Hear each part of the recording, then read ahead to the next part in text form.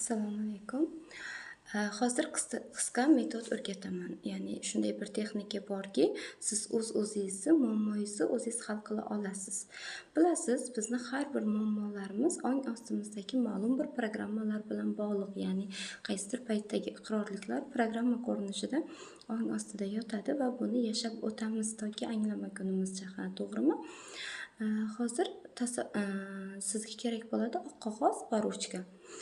Oq qog'ozingizni olasiz, xotirjam, tinch joy tanlaysiz o'zingizga. Diqqat bilan texnikani eshitib oling, keyin o'zingiz bilan mustaqil ishlaysiz. Bo'sh oppoq varaq bo'lishi kerak. Qarang, bu oppoq varaqni tasavvur qiling. Bu sizni ongingiz, ong ostingiz, shuuringiz. Ya'ni bu yerda har bir programmalar, xotiralar yotgan qog'ozda. Mana shu qog'ozni o'zingizni ongingiz deb his qiling, tasavvur qiling. Va u yerga istalgan bitta burchagiga, istalgan qismiga, qog'ozning istalgan qismiga bitta nuqta qo'ying. Ko'rinib turadigan qilib, sherni qilib nuqta qo'yamiz. Va nuqtani dumaloq aylanan shaklga oling, ichkarisiga dumaloq ichiga oling. Bu nuqta qo'ygan nuqtangiz hozir sizni yonib turgan savolingiz. Bugun sizni nima qiynayapti? Bugun qanaqa og'riqlaringiz bor? Mana shu nuqta orqali belgilab oldingiz. Ya'ni sizni diqqatingizni, kuchingiz, energiyangizni tortib turgan muammoli nuqtangiz. Buni nomlang. Sizni bugun nima qiynayapti? Qaysi muammongizni hal qilmoqchisiz? Pulsizlikmi, ishonchsizlikmi yoki bo'lmasam hayotda ma'no ko'ra olmaslikmi, qanaqa og'rig'ingiz bor? Mana shu nuqtaga yozing, nomlang. Siz o'z muammongizni yozib nomlaysiz va o'tirgan holatda tasavvur qiling. Ko'zlaringizni yumib his qilib oling. Ong ostingizga savol bering. Bu muammoni asl ildizi qayerda?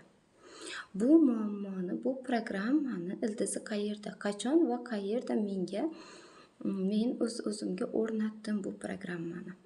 Bu savolni berganingizda sizga javob keladi ichkaridan o'zingizga. Birinchi kelgan javobni qabul qilib olasiz.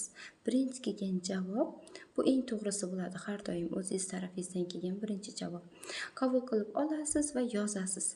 Ildizi qayerda ekanligini, ya'ni qog'ozingiz bo'sh qismiga yozib ketaverasiz. Siz qachondan beri bu muammo bilan og'rinyapsiz? Nima sabablar bo'ldi deb o'ylayapsiz?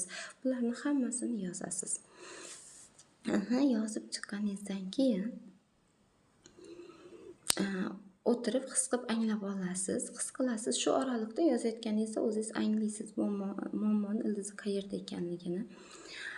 Shundan so'ng qog'ozingizni boshqa bir qismiga yozing. Bu muammo sizga nima beryapti? Ya'ni inson hayotida qanaqa muammoli vaziyat bo'lishidan qat'iy nazar hayotingizda nimaki bormi, demak sizda undan olayotgan foyda bor.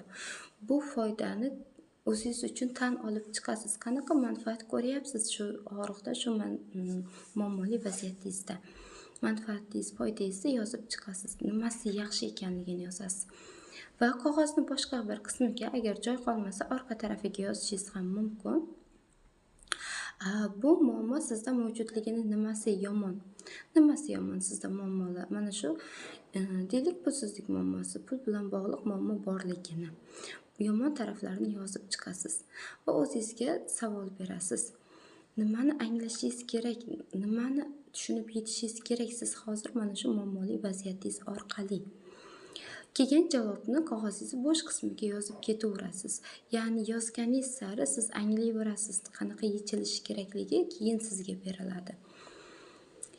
O'tirib his qilib olasiz, yaxshi yomon taraflarini, ya'ni bu muammoni aslida o'zingiz uchun o'zingiz yarata olganingizni anglaysiz bu texnika bilan ishlayotganingizda. Qog'ozingizni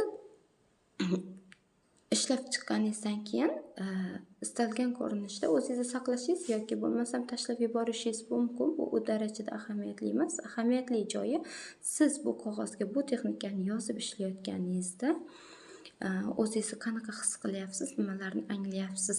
Ahamiyatli joyi shu yerda. Va oxiri, texnikaning oxirgi qismi o'zingizga mana shu muammongizga chuqur minnatdorchilik bildirasiz. Bu muammoni yaratilishida aybdor deb bilayotgan insonlaringizga, yaqinlaringizmi, boshqami, o'zingizmi, har biriga minnatdorchilik bildirib yozasiz qog'ozingizni bo'sh qismlariga. bir nechta 3 tagacha minnatdorchilik bildirasiz iloji boricha va har biridan kechirim so'raysiz ayblaganingiz uchun. O'zingizdan kechirim so'raysiz o'z-o'zingizni ayblaganingiz uchun. Ya'ni qanaqa qilib yozasiz buni? Qisqa qilib 3 marotaba kechirdim deb yozsangiz yetarli bo'ladi. Xo'p, bu texnikani istalgan muammoyingizga o'zingiz mustaqil tarzda ishlatsangiz bo'ladi.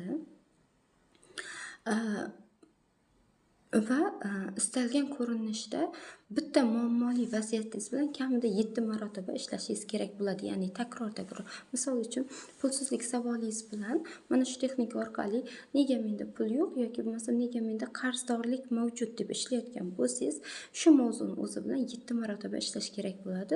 To'liq vaziyatni qanaqa hal qilish kerakligini anglab olasiz shu 7 marotaba ishlagan jarayoningizda.